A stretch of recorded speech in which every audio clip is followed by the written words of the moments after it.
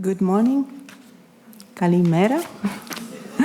And thank you for the introduction. I'm very happy to be here, and I thank again AVA and the association and the Goethe-Institut and everybody who is here today to participate in this event. I'm a family pediatrician, and I will speak to you this morning about the Nati per Leggere program, briefly on what we are speaking about, because, well, somehow I think that Italy and Greece are cousins, okay? We have very many similar things in similar context.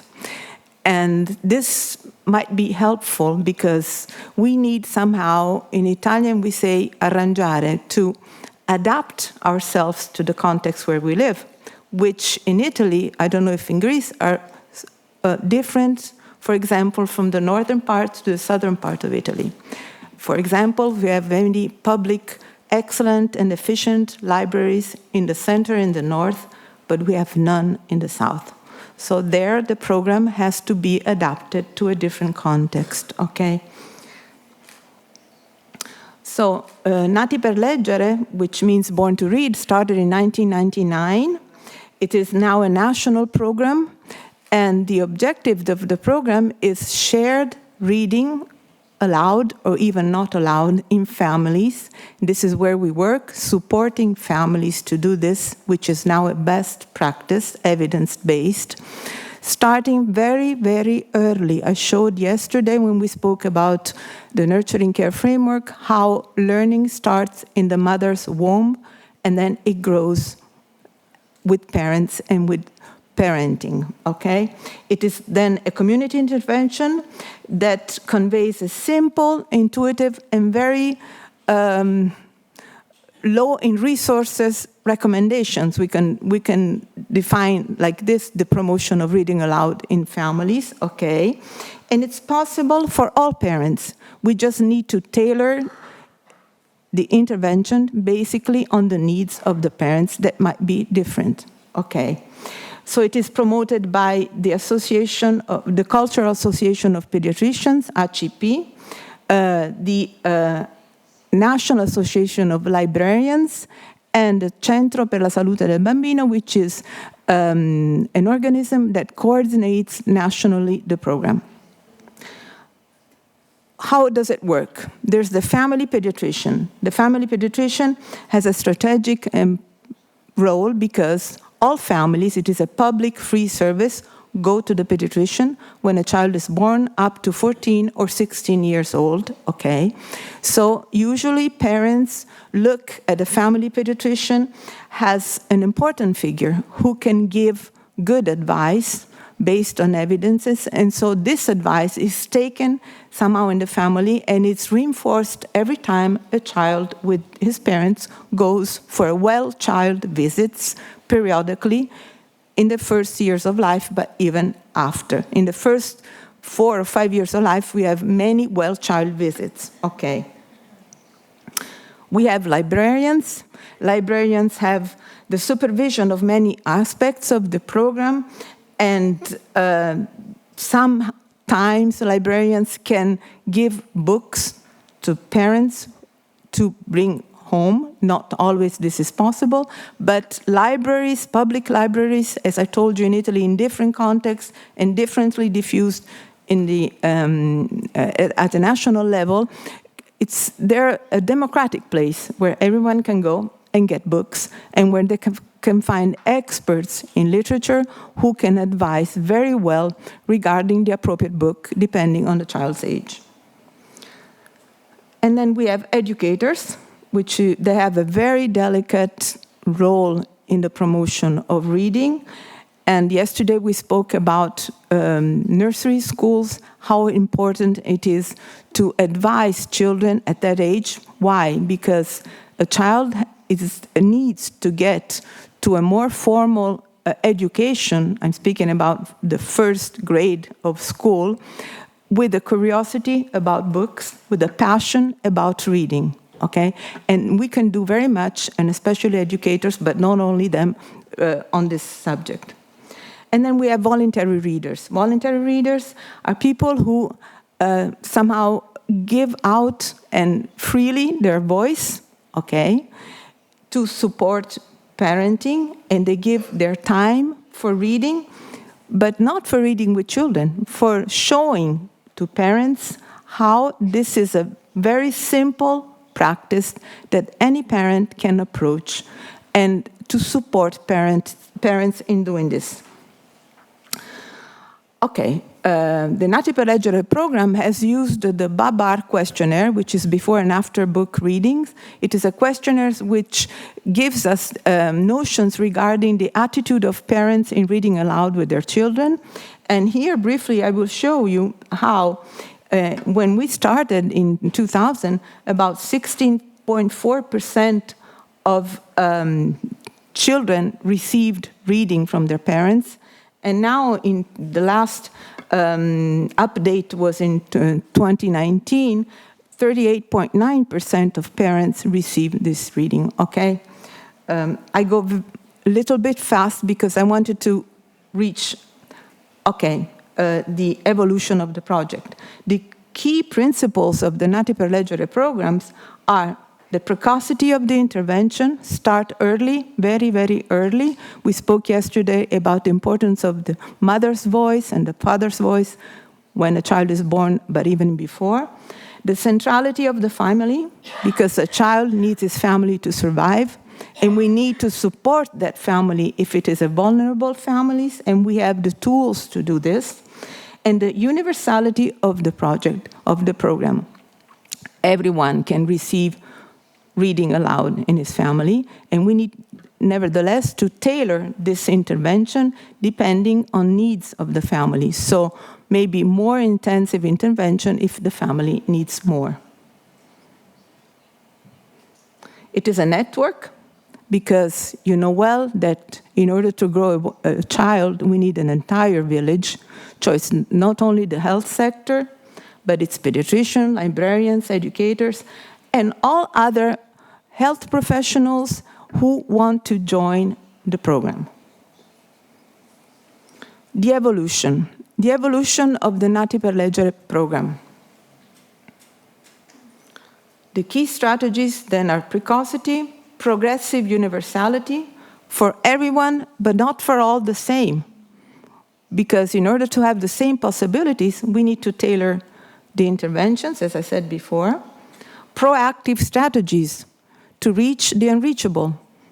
There are many families who are unreachable, and we need to find strategies to reach them. And integration between services. It's the only way we can really promote reading aloud and other best practices who promote a child's well-being. This is one of the projects that was born some years ago, not too many, about 2 or 3 years ago, which is called The Village to Grow In. And it's a project that aims to promote parenting, so support parenting in communities with a great disadvantages and who lack poor access to services, for example, okay? Through the provision of spaces and times for children who have an age between first months of life and 6 years of life, and their parents, but sometimes parents who have more children of a different age, older children, they bring them the same to the villages. In co-parenting, we mean parents work with the workers, social workers, and not only social workers, even workers from the health sector in these villages. They're centers for families, and they cooperate. And this cooperation between parents and people who work voluntarily in these spaces, it's aimed at the promotion of best practices, okay? And the aim of all this is to incorporate these best practices in their family routines. Among these, one of the principal best practices is the promotion of reading aloud in families. So I just surround, as you can see, lettura condivisa is sharing reading, and then music, and then play, and massage. These are all best practices evidence-based. What are the benefits of the villages or centers, how we can call them, for parents and children? You can see how they're distributed in Italy now. And they increase somehow the awareness of the needs of children in families and in parents, so they support parents. They increased the parental self-efficacy and responsiveness. We spoke yesterday about the parenting responsiveness. And as I said before, incorporating routines in the family context, and also, which is not less important, but more information about the services that are available where these families live, because we know that vulnerable families have many, many difficulties in reaching appropriate services, and for them there's also often a lower supply of services. This is another recent program which we are implementing, which is called La cura della lettura, reading care, okay? Books that entertain, books that grow, and books that heal. What does this mean? This is a project promoted by A.C.P., the Association of Pediatricians. It is supported in their method and organization by the CSB, Centro per la Salute del Bambino. And it was approved and financed by a governmental institution, which is the CEPEL, a Center for Books and Reading, okay? We decided that it was necessary, in order to reach more vulnerable families, especially, but not only, in the health sector, to do what? To focus on reading promotion on 3 groups of children in vulnerable conditions. Premature babies born at an age at birth below the 37th week of gestational age. The second group, children with oncological diseases. And the third group, children with neurodevelopmental disorders. As you can understand, these families need greater support, but not only speaking about strictly the health sector, they need a greater support in managing the situation, okay?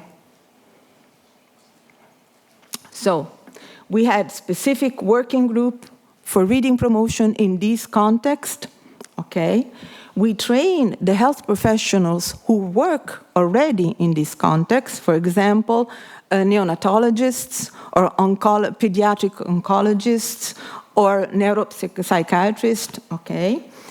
And we have, in all of these contests, specific areas dedicated to what? To books, to entertain, for example, families when they wait, but also in the rooms where their children are, if we're speaking about hospitals. And we had a specific bibliography regarding books for these needs, which are different in respect to books for normal, let's say, and typical context. And then we made a video, I hope I have the opportunity to show it to you, of 2 or 3 minutes, regarding this program, which is aimed at exporting the possible experience of Nati per Leggere with this evolution. For example, the intensive care unit, it is a unit where we need to protect a child's brain from what? From the stress, okay? From the stress of being born before, from the stress of the sounds that are present in an intensive care units, okay? And we need to reduce the stress, because preterms are also, at risk for speech development and for neurobehavioral development. So it is necessary to reduce the stress, and we can do this with books, with parents who stay with these very, very little children and start reading to them. And this promotes the relationship, promotes brain development, and gives parents the opportunity to do something normal in an environment which is not normal, okay? and it is not the environment which they expected. Children with neurodevelopmental disorders. We know that depending on the disorder, but usually dialogic reading, which is a form of reading where the child becomes somehow the protagonist of the story, okay, increases vocabulary and comprehension. And for example, this works very well also in autistic children, okay? We have in-books for augmentative communications, which give children the opportunity to communicate, okay?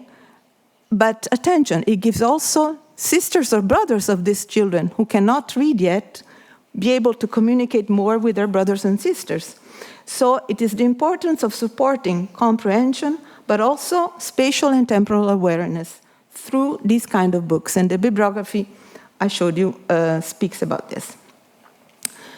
And now we go to the oncological department, and I just briefly showed this, which seems very centered on the subject, because when a child has cancer, okay, reading a children's book that describes what a character undergoes, a sort of a superhero, okay, along with the coping strategies used, will improve the child's perception on functioning and decrease the emotional functioning and the perceived distress. There's great distress in these situations.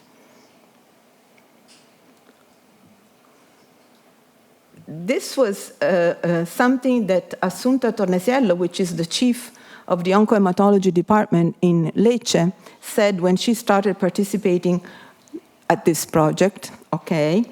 It is a way for children and parents to live moments of normality, as I told you before, in a very different and complex context, okay? If we have 2 minutes, do we? No, okay, so that's okay. I'll show you. Okay, fine, okay. So. It's okay, sure? We'll interrupt it in a minute. This is the hospital in Lecce. I will show you the oncohematology department, okay? They are part of the program care, Reading of Care. He's an oncologist. And they give books, and they bring books during the stay, the time the children stays there. He's saying it is an important tool when children with these problems stay in the hospital.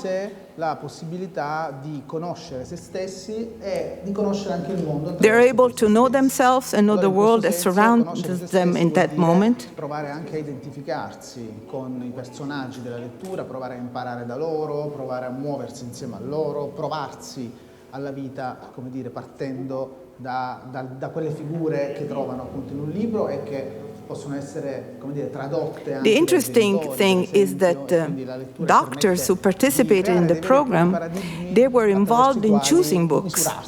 And this was extremely interesting because there were experts of children's literature, librarians, but also doctors, because doctors working in this environment know what are the needs of the children that go there, okay?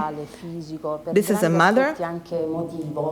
Trovare uno spazio di condivisione She's saying, having in a hospital a space where I can share with other parents or with my son.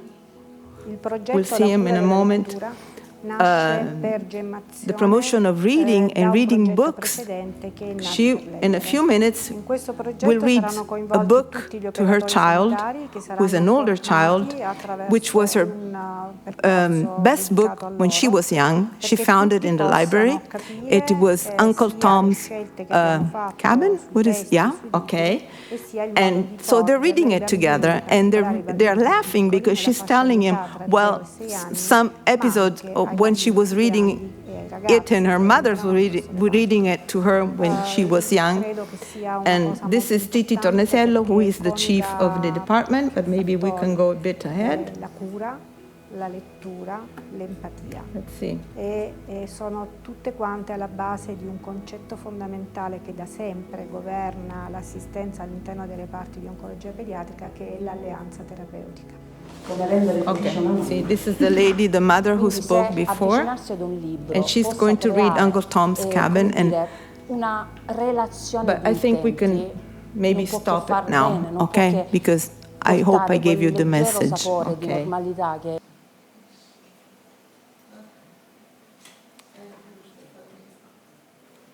And I thank you.